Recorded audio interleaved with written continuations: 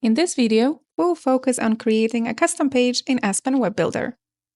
Custom pages start out like basic pages, but they allow you to build more complex layouts and to embed different content in an easier way.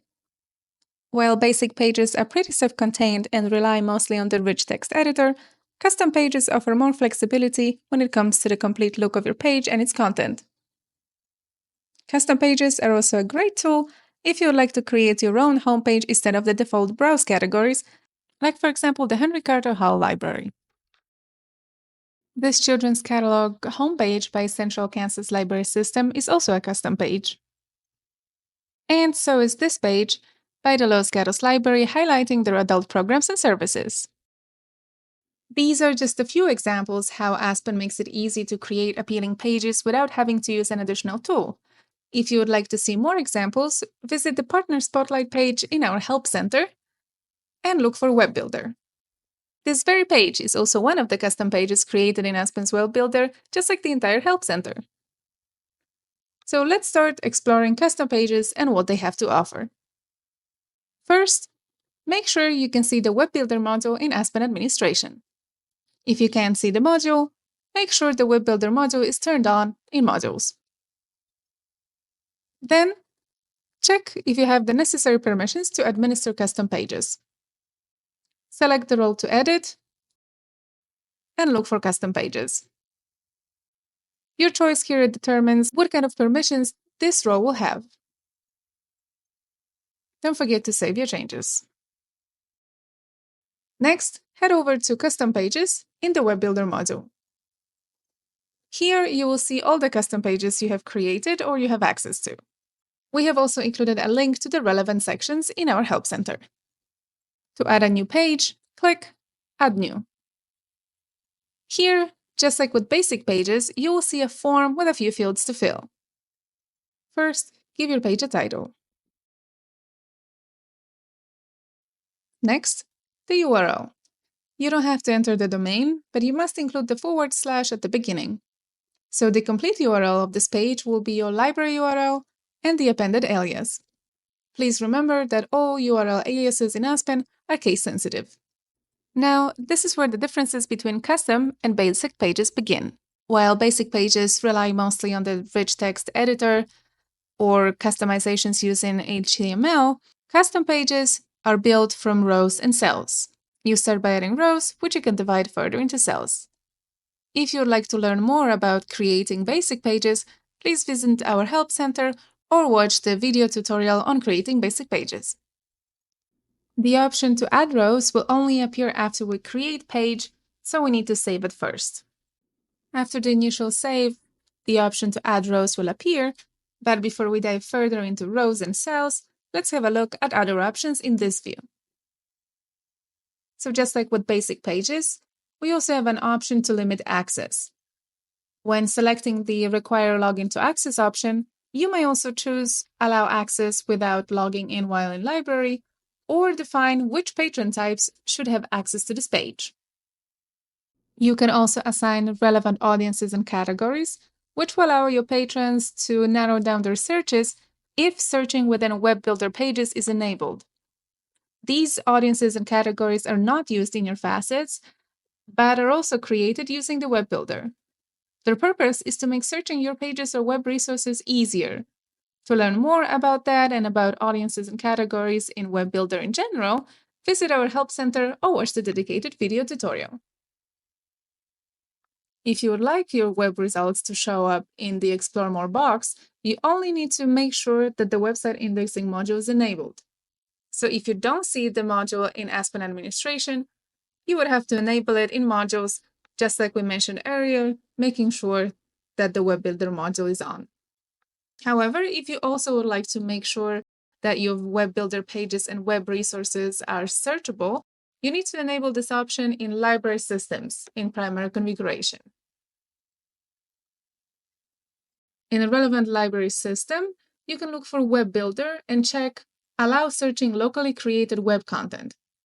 This will also add the In-Library Website option to the search box. As of August 2024, this setting refers to both Web Builder pages and web resources. Once you select the desired audiences and categories, don't forget to associate this page with selected libraries, otherwise you won't be able to view the page. Technically, the page is live as soon as you create it, but unless you link out to it, patrons will most likely not come across it. Also, any changes you make to your page are immediate, so you can adjust any of your selections anytime. Now, let's go back to the main building block of custom pages, which is rows. This horizontal block is a row, which can contain one or more cells. You can add cells by clicking on the plus symbol.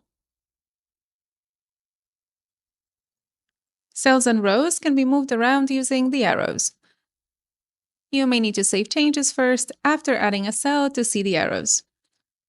Added cells can only be moved within the same row. You can also easily delete cells and rows. Just keep in mind that deleting the row will delete also its cells. Each cell and each row has an edit option, which allows you to customize its content and look. Let's focus on what type of content we can create. We will start by editing the cell. The title field is optional, and not having it filled out will not prevent us from saving our changes. The source type field controls the contents field and specifies what type of content you would like to use for this cell. The default one is text and images, which uses the rich text editor. If you would like to learn more about the text editor, visit our help center or watch the tutorial on basic pages. Let's go through other available source types. Basic pages allows you to embed an existing basic page you created. Source ID will show you the list of all available pages to embed.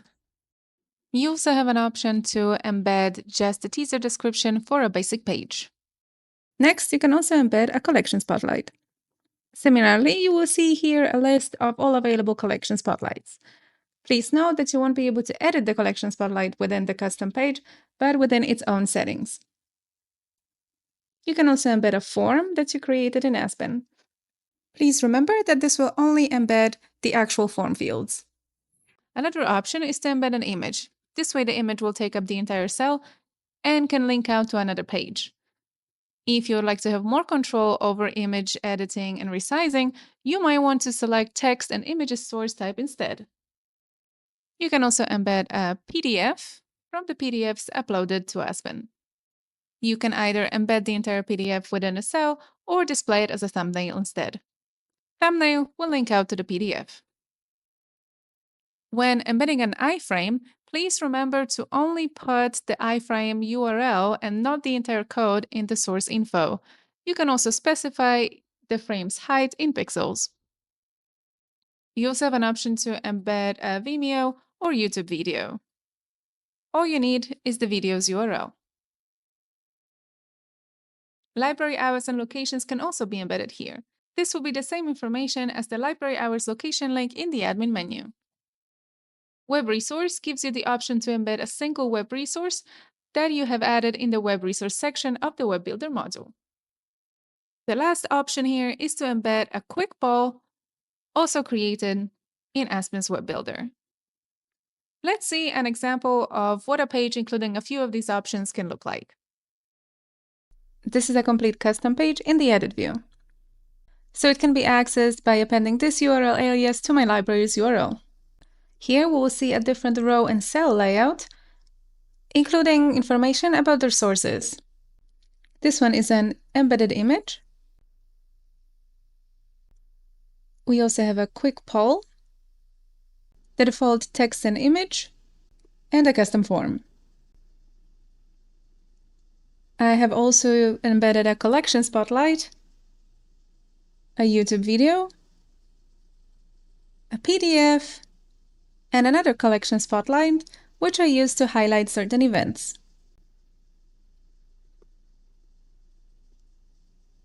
The page also includes web resources and the hours and locations page. If I would like to, I can change the order of cells using arrows.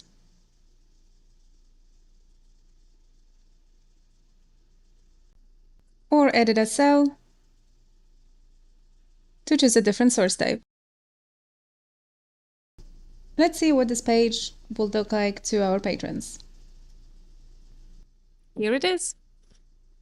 Again, here we have an embedded image, a custom form, text and image combo, and a custom poll. As you can see, now the custom form and a quick poll display in full, whereas in the edit view, the questions and the answers were not displayed. Other sources here are Collection Spotlight, YouTube video, a PDF, web resources, and the library's hours and locations page. I hope at this point you feel comfortable creating your own custom page and embedding a variety of sources.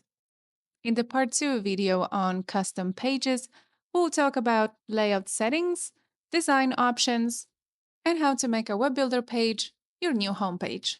In case you have any questions about what we covered in this video or anything related to the web builder module, please contact us and submit a ticket.